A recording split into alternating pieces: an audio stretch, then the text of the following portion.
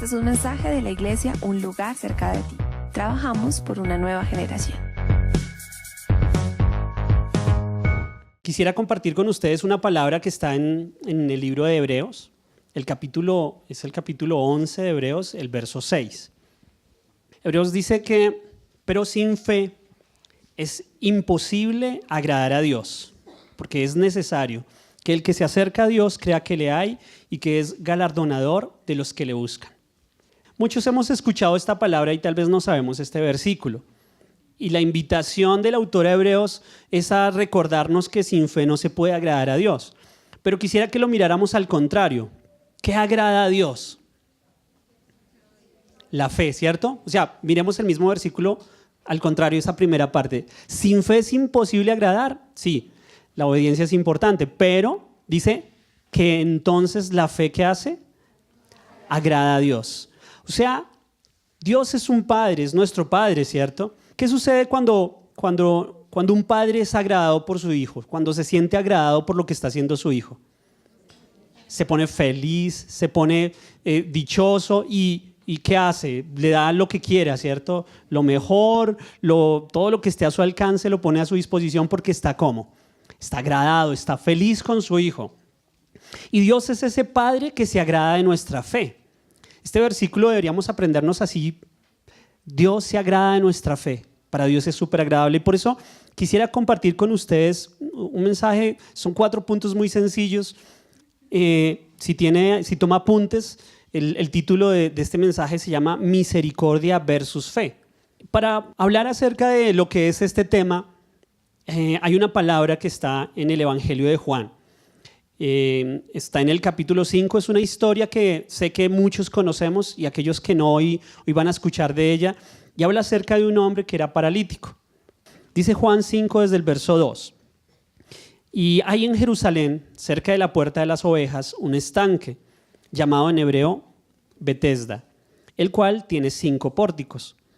En estos yacía una multitud de enfermos, ciegos, cojos, paralíticos, que esperaban el movimiento del agua, porque un ángel descendía de tiempo en tiempo al estanque y agitaba el agua. Y el que primero descendía al estanque, después del movimiento del agua, quedaba sano de cualquier enfermedad que tuviese.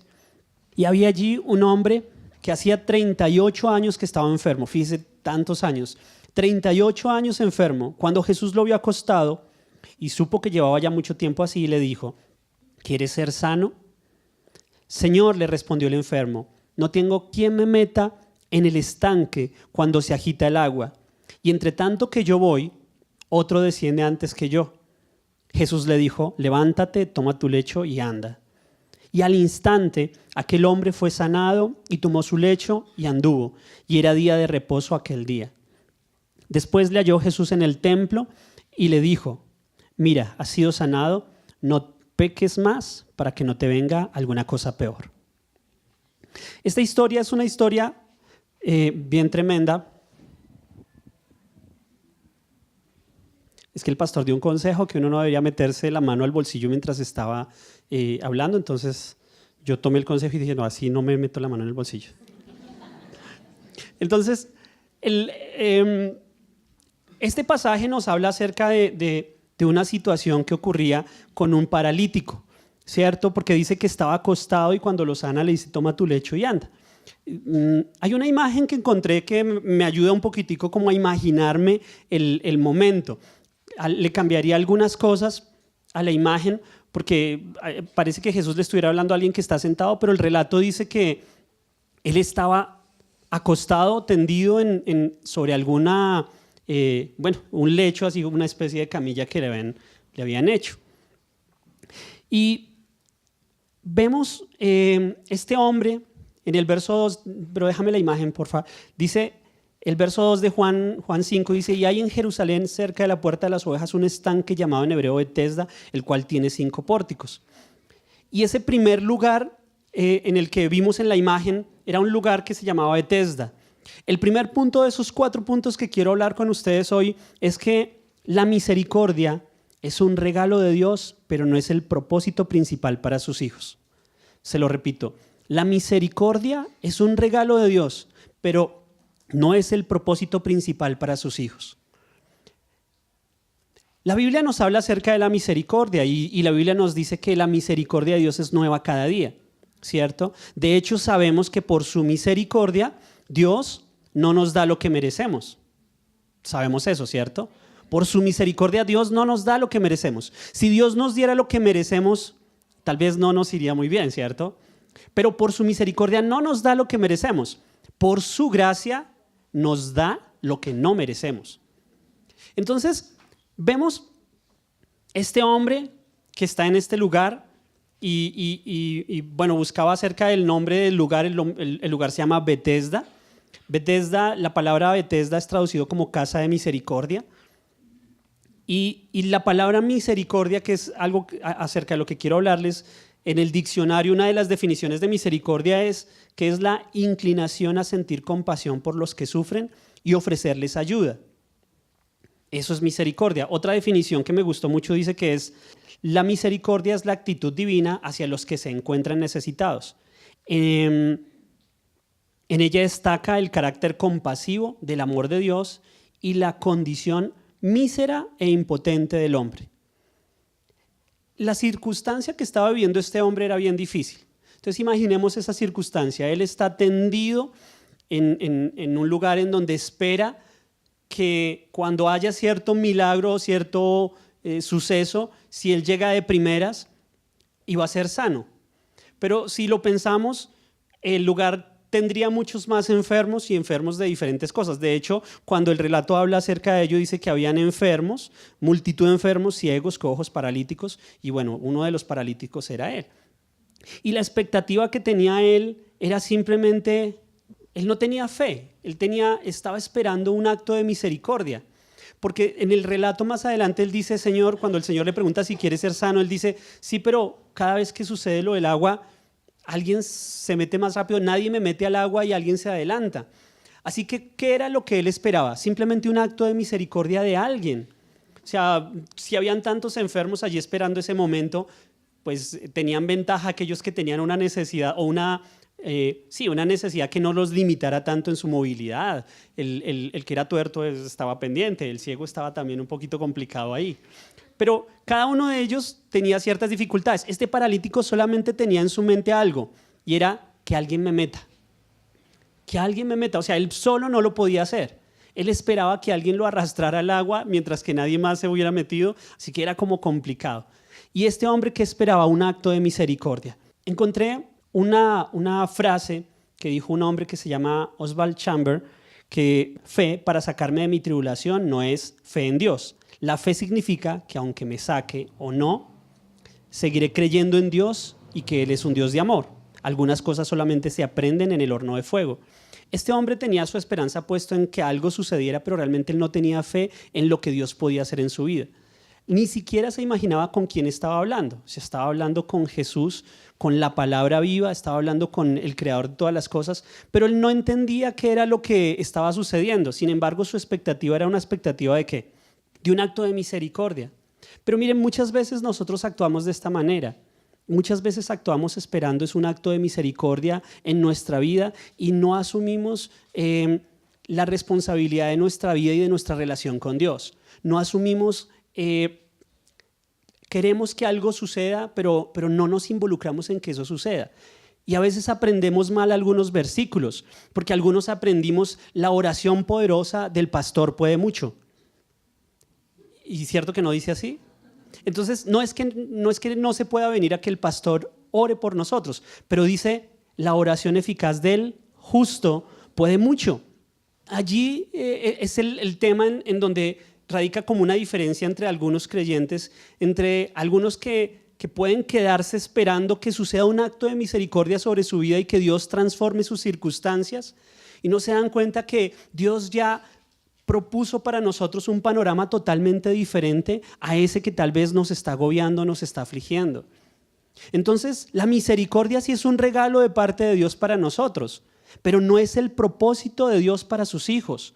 Dios no quiere que nosotros vivamos una vida en la cual esperamos todo el tiempo, ojalá Dios tenga misericordia de mí, porque eso es no entender el lugar en el cual Dios nos ha puesto. Eso es no entender quiénes somos nosotros en Cristo. Y ese desconocimiento trae sobre nosotros otro tipo de consecuencias que vamos a ir viendo.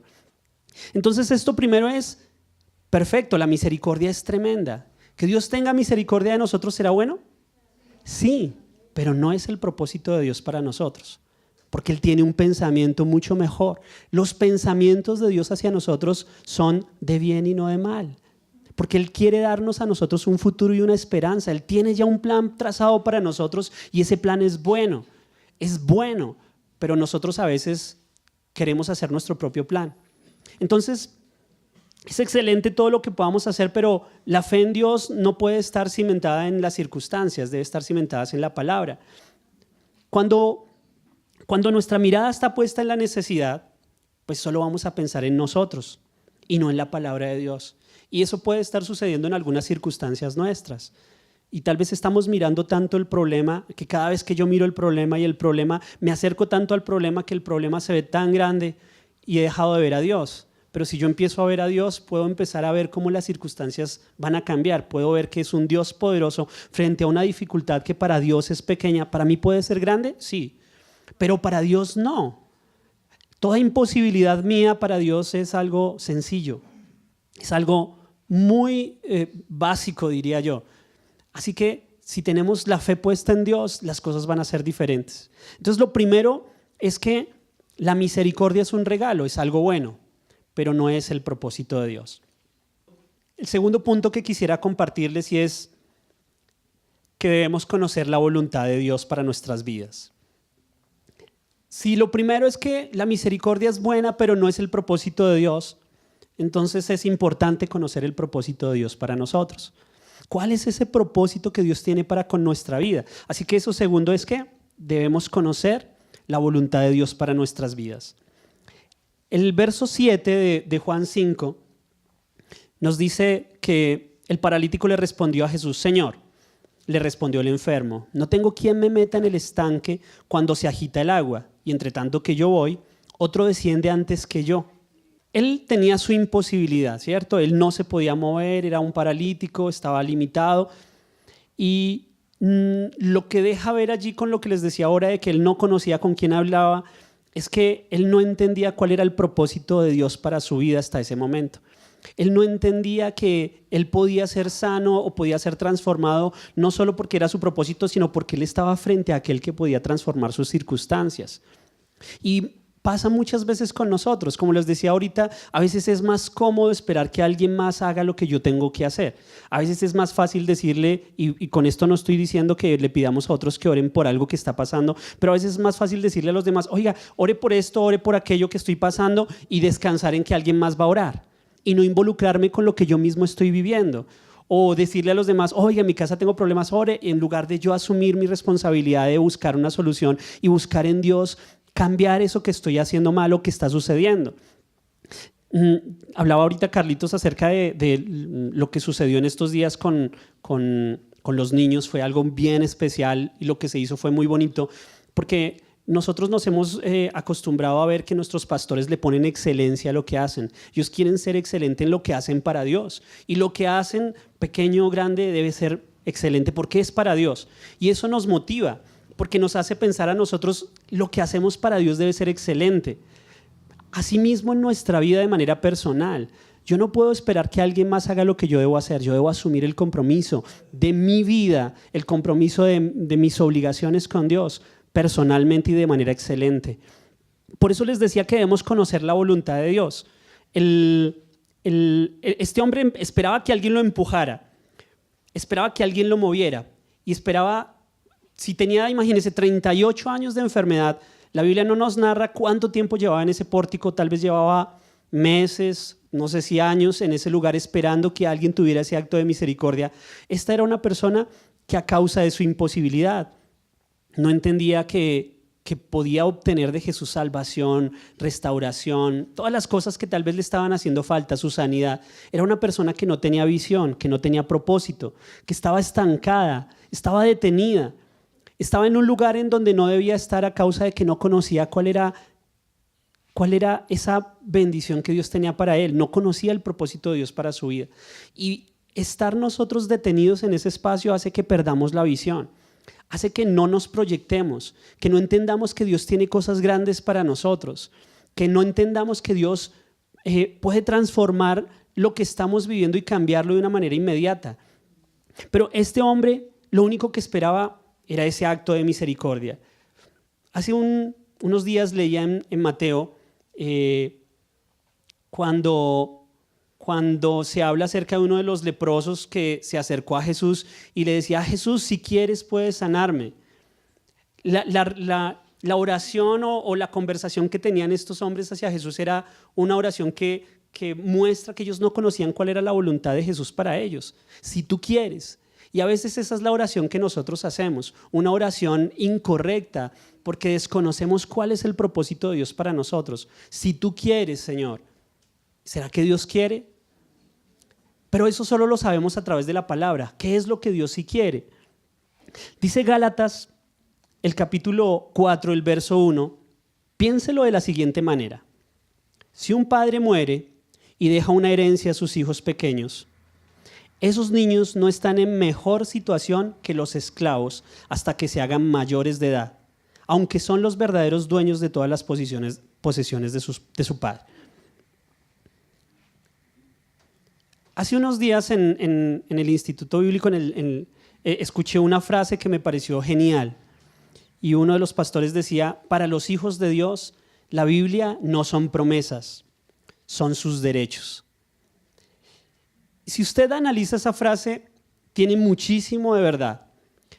Muchas personas tienen una Biblia en su casa y tal vez, no sé si pasa en nuestros hogares, espero que no, o tal vez en el hogar de un familiar, que sí tienen una Biblia y la tienen abierta en algún lugar, en algún salmo, en alguna palabra que sí tiene una verdad grandísima, está abierta allí y a veces hasta ya está amarillenta porque lleva mucho tiempo de estar en ese mismo lugar, pero está allí simplemente expuesta, pero nadie o la lee o la reclama o la entiende. Y muchas veces desconocemos nuestros derechos para los derechos que tenemos como hijos, porque desconocemos lo que la palabra de Dios habla acerca de esos derechos. Y eso es como un testamento. Cuando una persona recibe una herencia, si tal vez falleció un familiar y le dejó una casa y alguien vive en esa casa, ¿cierto? ¿Quién es el dueño de la casa? ¿Los que viven en la casa o el que aparece en el título, que ahora es el nuevo heredero? El que aparece en el título. O sea, él es el verdadero dueño de la casa, pero hay alguien que disfruta esa casa, ¿cierto? Entonces, ¿qué debe hacer el verdadero dueño? Reclamarla, ¿cierto? Pero si no la reclama, puede ser el dueño, puede no tener una vivienda donde vivir, puede estar pasando por necesidades y de ahí podría sacar una renta, pueden suceder muchísimas cosas, pero si él no toma la autoridad de ir y reclamar esa herencia, pues no sirve de nada. Chévere que es heredero de muchas cosas, pero no ejerce su autoridad para reclamar esas promesas. Y Pablo le está diciendo a los Gálatas de una manera genial, cuando en Gálatas 4:1 le dice: piénselo de la siguiente manera. Y yo hoy les invito a que ustedes lo piensen como Pablo lo invitó. Si un padre muere y deja una herencia a sus hijos pequeños, esos niños no están en mejor situación que los esclavos hasta que se hagan mayores de edad. Y aquí entra algo en nuestra vida cristiana que se llama madurez. En la medida en que una persona no quiera involucrarse en conocer cuáles son sus derechos en Dios, aunque tenga el título de heredero, en nada difiere del esclavo, dice Pablo. Tremenda comparación. No importa qué tanto podamos decir: yo soy hijo de Dios y Dios me ama y Dios puede suplir mis necesidades, pero si yo no conozco cuáles son mis derechos como hijo y no los reclamo, mi vida en nada difiere, como dice Pablo, del esclavo. Sigo estando en la misma condición. Ahora soy hijo, excelente, pero soy un hijo que desconoce sus derechos. Por eso les decía ahora, cuando hablábamos acerca de que la misericordia no es el propósito de Dios, es buena, pero no es el propósito de Dios. Pero desafortunadamente para nosotros es más cómodo quedarnos esperando un acto de misericordia, esperando que algo cambie, esperando que en algún momento algo sea transformado, y no nos damos cuenta que Dios tiene cosas más excelentes para nosotros.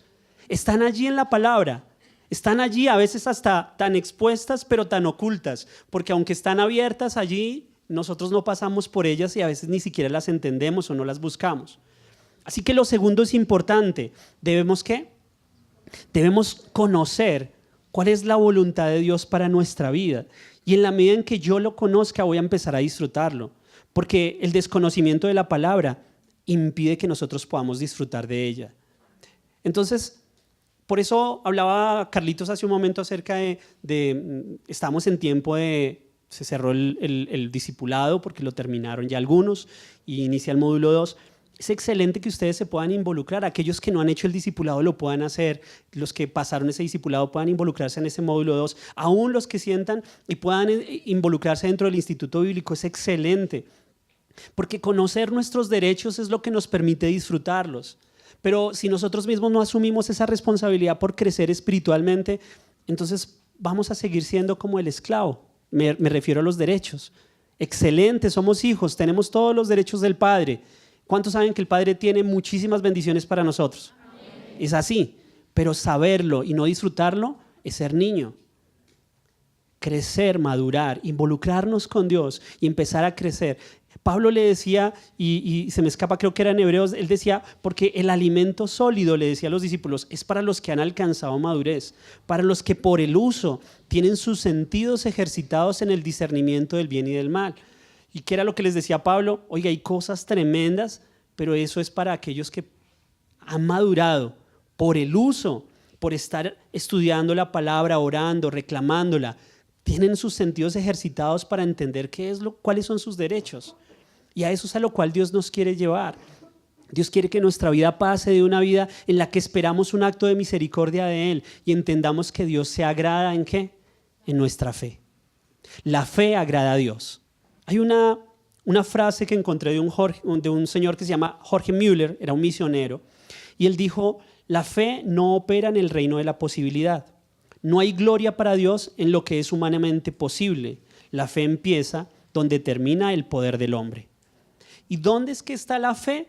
¿Dónde es que podemos empezar a experimentar lo grande y sobrenatural de Dios? Cuando ya nosotros no lo podemos hacer. En todo lo que yo puedo hacer no hay fe, ¿cierto? O sea, ahí, pues si yo lo puedo hacer, pues si yo voy a pagar el arriendo porque hoy me pagan y pues voy y lo pago, pues chévere, usted ya sabe, ya tiene una provisión y ya lo tiene dispuesto, ya lo hace. Pero aquellas circunstancias en las que sabemos que en nuestras posibilidades no está, como para ese paralítico, recibir la sanidad sobre su enfermedad era algo que él no podía conseguir solo, ni aún a pesar de que existía una creencia de que si un ángel tocaba ese lugar y el primero que se metiera podría ser sano. O sea, aunque había esa posibilidad, él sabía que él mismo no se podía meter al agua. Estaba totalmente limitado, pero no tenía fe. Tal vez estamos limitados en muchas cosas y no tenemos fe. Hemos tal vez renunciado a creer que Dios puede hacer algo en ciertas áreas de nuestra vida y las hemos sepultado y las hemos dejado allí con esas imposibilidades. Pero eso no es el propósito de Dios. El propósito de Dios es que podamos entender a través de su palabra qué es lo que Él nos promete y lo podamos reclamar. Y podamos salir de eso que estamos viviendo y poder ir a disfrutar como hijos de esos derechos. Somos hijos. ¿Cuántos son hijos? Amén. Y como hijos tenemos muchos derechos. Hoy quiero recordarle que somos herederos de grandes promesas, ¿sí? Pero si no las conocemos, no las vamos a disfrutar. Cuando edificamos nuestra vida con la palabra, podemos tener la claridad acerca de lo que Dios quiere para nosotros, porque sus pensamientos son pensamientos de bien y no de mal, porque Él tiene un futuro para nosotros y un propósito. Y esto lo entendemos mejor en el tercer punto. Nuestro tercer punto es, nosotros decidimos ser naturales o ser espirituales. El verso 9 de Juan 5 dice, y al instante aquel hombre fue sanado y tomó su lecho y anduvo, y era día de reposo aquel día. Este versículo me parece genial porque me imagino la situación. Y el hecho de que el evangelista haya escrito, y era día de reposo aquel día, me produce como...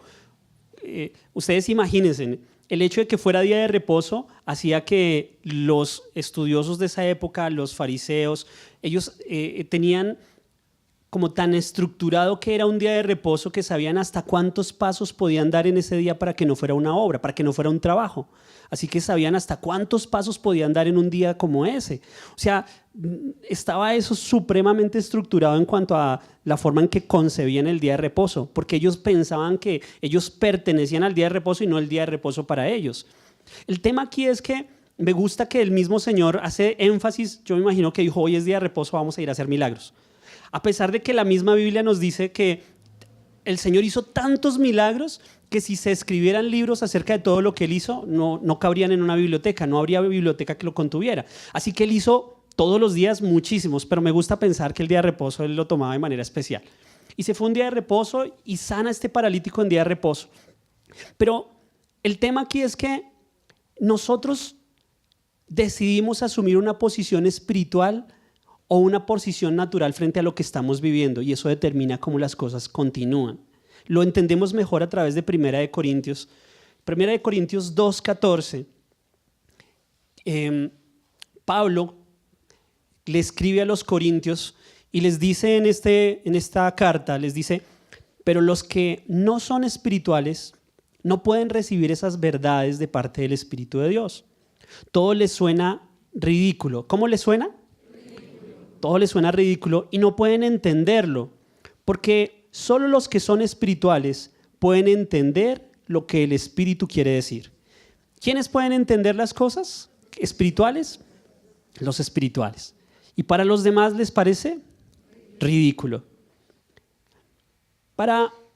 Fíjese que cuando el Señor le habla a este hombre le dice, ¿quieres ser sano? Y él, ¿qué dice? Es que nadie me lleva al agua cuando... O sea, el Señor no le estaba preguntando, creo que el hombre lo que estaba pensando es, llegó alguien que me va a arrastrar, o sea, este se va a quedar acá un rato y va a esperar a que se mueva el agua y este me mete al agua. Esa era como su pensamiento, porque él estaba pensando de una manera natural. Él solo miraba las cosas como lo que naturalmente podía hacer. Alguien me tiene que arrastrar al agua, alguien me tiene que meter, alguien. Esa era su visión natural. ¿Cuál es nuestra visión natural? Tal vez estamos viendo que nuestras dificultades económicas son tantas que esto ya no lo cambia nadie. Mi familia está a punto ya de destruirse y esto ya no lo cambia nadie. Mi hogar tal vez está a punto del divorcio y esto ya no lo cambia nadie. Mi hijo tal vez está en algún mal camino, o un familiar, alguien que está en las drogas, esto ya no lo cambia nadie. Y Jesús le dice, ¿qué quieres? ¿Quieres ser sano? Y él, es que nadie me arrastra hasta el agua, porque él no entendía cuál era el propósito de Dios para su vida. Y lo mismo nos está sucediendo en algunas áreas a nosotros. Tal vez estamos viendo solo imposibilidades, estamos viendo limitaciones y nos acostumbramos a verlas de tal manera que simplemente así las dejamos. Y tal vez hay áreas en nuestra vida en la cual ya nos acostumbramos a que algo esté sucediendo y creemos que así ya va a terminar. Y no es lo que Dios quiere, no es el propósito. Saben, hoy Dios nos llamó para que nosotros como hijos entendiéramos que hay un camino más excelente que simplemente esperar una misericordia de Dios. Nosotros como hijos no podemos vivir como esclavos, no podemos vivir simplemente esperando que algo suceda. Tenemos que hacer que las cosas sucedan. ¿Quién hace que las cosas sucedan? Nosotros, nuestra fe. Porque Dios tiene el poder disponible para todo. Pero si yo no lo creo, pero si yo no actúo, soy un heredero que es niño y que por ser niño en nada difiere de ¿qué? Del esclavo. ¿Será importante madurar? ¿Será importante crecer en Dios? Y ese madurar es, por ejemplo, lo que hablábamos. Yo sé que debo aprender más, me involucro en el discipulado. Tengo la necesidad de conocer cuáles son mis derechos, qué es lo que Dios quiere para mí. Eso es muy importante. Por eso es que sabemos que todo lo que nosotros más estemos alimentando en cuanto a nuestra vida espiritual o a nuestra vida natural es lo que primero se evidencia en los momentos de dificultad. Cada vez que usted tiene una dificultad, ¿cuál es su reacción? Señor, tu palabra dice que por nada estemos afanados, sino que sean conocidas todas nuestras peticiones con toda, si es lo que aparece, porque si eso es lo que aparece, excelente, porque si en medio de mi dificultad aparece la palabra, yo estoy edificando mi espíritu de tal manera que sin importar lo que suceda, yo tengo la claridad, Dios puede intervenir en el asunto. Pero si lo que aparece es la queja, es la murmuración, es la pelea, es muchas cosas, entonces estoy alimentando más mi carne, estoy alimentando más esa parte natural. estoy dejando de ser espiritual, estoy haciéndome como niño y siguiendo en esa línea de niño, ¿me hago entender? Así que es importante que entendamos que hay cosas que son importantes y que tenemos que crecer en ellas. Pablo se lo dijo a Corintios en el verso 18, cuando Corintios capítulo 1, el verso 18, Pablo les dice, me explico, el mensaje de la cruz es locura para los que se pierden, en cambio para los que se salvan, es decir, para nosotros, este mensaje es el poder de Dios. Y Pablo les dice, tenemos que entender que hay cosas que son naturales y hay cosas que son espirituales. Y mientras actuemos con una mente natural, todo va a ser imposibilidades, todo va a ser problemas, todo va a ser dificultad.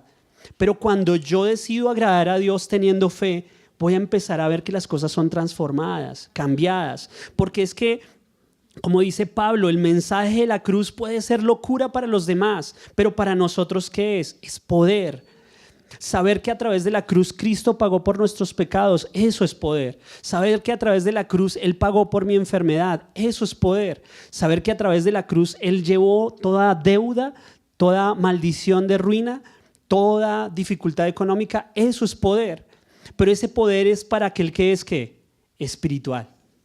Porque al que es natural eso le es locura. ¿Será que sí es verdad? No, yo mejor compro el baloto porque el acumulado está grande y yo creo que tengo el número. Hay cosas que naturalmente nosotros podemos estar colocando nuestra esperanza en ellas, pero realmente nuestra esperanza debe estar colocada ¿en quién? En Dios y en su palabra. Y esto mismo, el cuarto punto. Esta palabra de este cuarto punto, este fin de semana pasado que estuvimos en el encuentro, el pastor me la recordaba y ya se la había escuchado él antes. Y me parece impresionante. El cuarto punto es que la fe llega hasta donde la palabra de Dios es conocida. La fe llega hasta donde la palabra de Dios es conocida. Jesús le dijo a este paralítico, en Juan 5, el verso 8, le dijo, levántate, toma tu lecho y anda. Y esa palabra fue la palabra suficiente para que ese paralítico recibiera ¿qué? La sanidad. Cuando él entendió la palabra, él se levantó, cogió su lecho siendo día de reposo, no le importó, no pensó en lo que la tradición podría decirle, él cogió su lecho y empezó a andar. ¿Por qué? Porque ¿qué encontró? Una palabra. La palabra de Dios es la que puede hacer cambios sobrenaturales en nuestra vida y puede transformar nuestra vida. Pero solo en la medida en que yo conozco esa palabra, es en la medida en que yo voy a ver que esa palabra se hace una verdad y que la puedo disfrutar.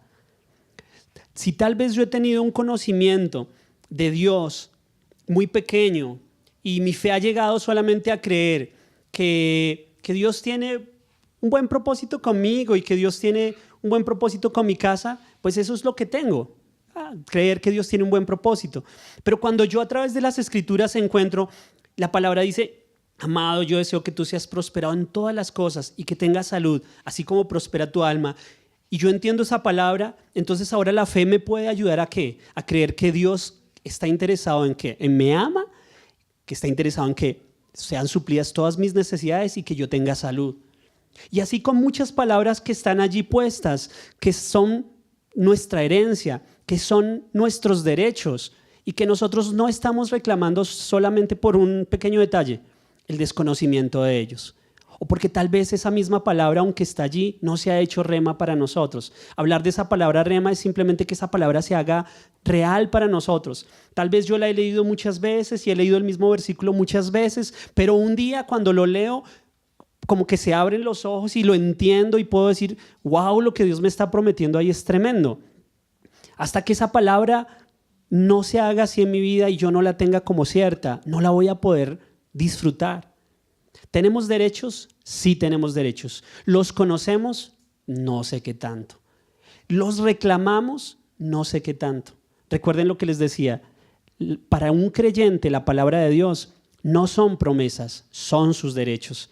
¿Tenemos derechos? Sí, pero hay que reclamarlos. Mientras sigamos actuando como niños, eso es lo que vamos a obtener. Podemos seguir viniendo a la iglesia, pero algún día hablábamos de eso. Estar en la iglesia no nos está dando a nosotros, no nos garantiza madurar. no es la garantía. ¿Qué nos garantiza madurar? Involucrarnos con Dios. Tal vez para algunos aquí, madurar es involucrarse en este momento con tener una vida de oración. Tal vez su vida de oración no existe, pero ese será su primer paso de fe. Empezar a creer, Señor, voy a creer que si de ahora en adelante voy a madrugar 15 minutos, 20 minutos más de lo que usualmente hago para poder dedicarle esos 20, 15 minutos a orar, a leer un pasaje y poder meditar un momento en él y empezar a crecer y conocer cuáles son mis derechos, empiezo a madurar y a crecer.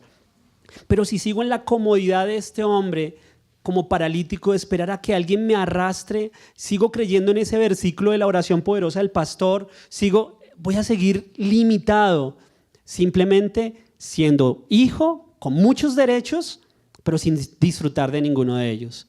Y esto no es el plan de Dios.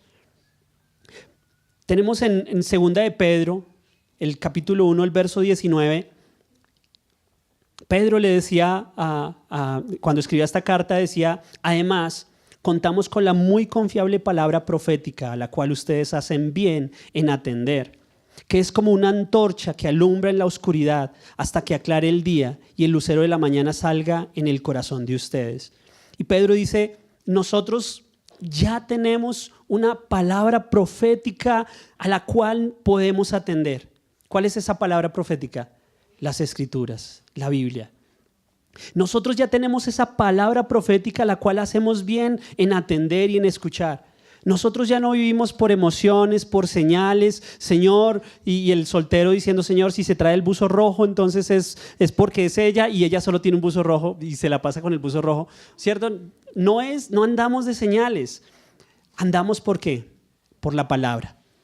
Por eso es tan importante conocer la palabra y la tenemos, ya la tenemos. En ese momento este paralítico no tenía la palabra. Se encontró gracias a que el Señor se le atravesó en el camino, encontró la palabra y pudo recibir esa sanidad.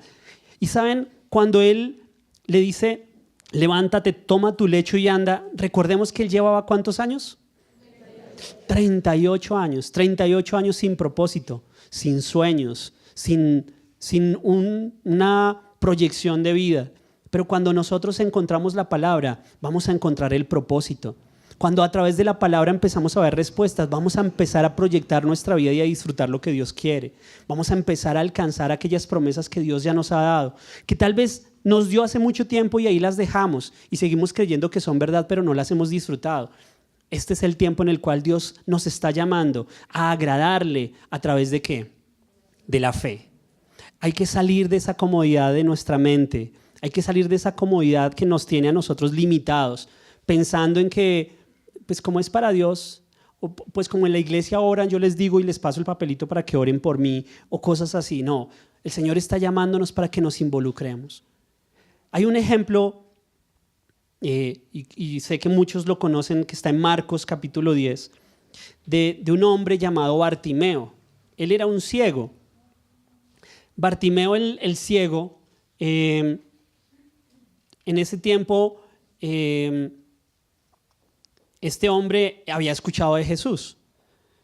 La Biblia nos dice que cuando él escuchó que Jesús estaba por el camino, empezó a gritar, Jesús, hijo de David, ten misericordia de mí. Jesús, hijo de David, ten misericordia de mí. Y la gente le decía, no, cállate.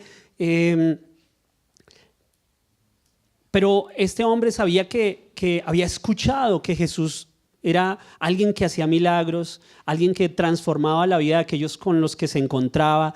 Él estaba decidido a encontrarse con Jesús porque algo sabía que podía pasar. Y dice el Marcos en el verso 46, entonces vinieron a Jericó y al salir de Jericó, él y sus discípulos y una gran multitud, Bartimeo el ciego, hijo de Timeo, estaba sentado junto al camino mendigando. Oyendo lo que era Jesús Nazareno, comenzó a dar voces y a decir, Jesús, hijo de David, ten misericordia de mí. Y muchos le reprendían para que se callase. Pero él clamaba mucho más, Hijo de David, ten misericordia de mí. Entonces Jesús, deteniéndose, mandó llamarle y le llamaron al ciego, diciéndole, ten confianza, levántate, te llama. Él entonces, arrojando su capa, se levantó y vino a Jesús. Respondiendo Jesús le dijo, ¿qué quieres que te haga? El ciego le dijo, maestro, que recobre la vista.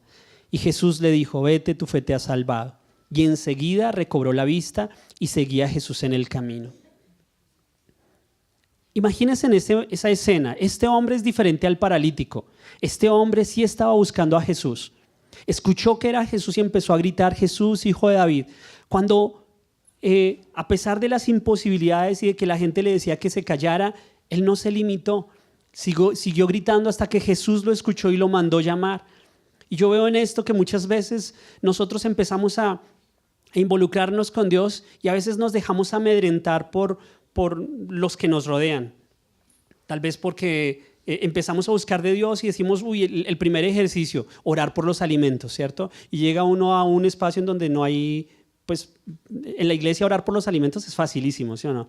Todo el mundo, todos somos súper espirituales y al que ore más, como más bonito y no sé. Pero en un ambiente en donde no estamos rodeados de nadie cristiano y entonces como que ese desafío de fe se vuelve más difícil, ¿no? Entonces, Señor, gracias, bendícelos. Y seguir. Porque a veces nos dejamos como amilanar por el ambiente, por el entorno. Pero este hombre no se dejó amilanar por ese ambiente.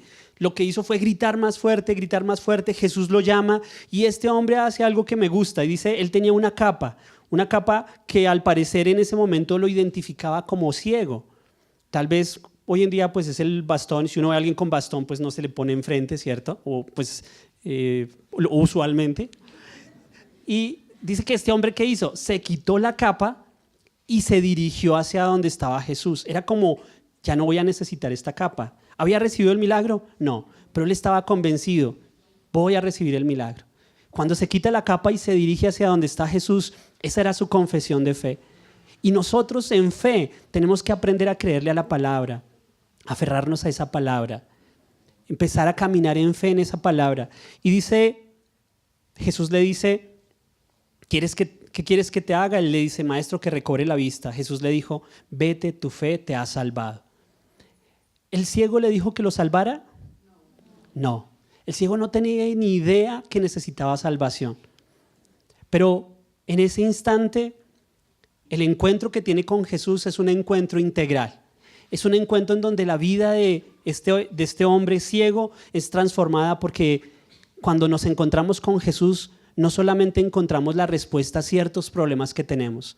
Cuando nos encontramos con Jesús encontramos salvación, encontramos sanidad, encontramos provisión, encontramos ayuda, descanso, lo encontramos todo. Si como Bartimeo tal vez nosotros aún estamos sumidos en ciertas dificultades en nuestra vida, si tal vez nos hemos acostumbrado a esperar un acto de misericordia de parte de Dios o de los que nos rodean y esperamos que alguien haga algo, hoy Dios nos dice, es el momento para que tú lo hagas. Es el momento para que tú te involucres en fe conmigo y creas a la palabra.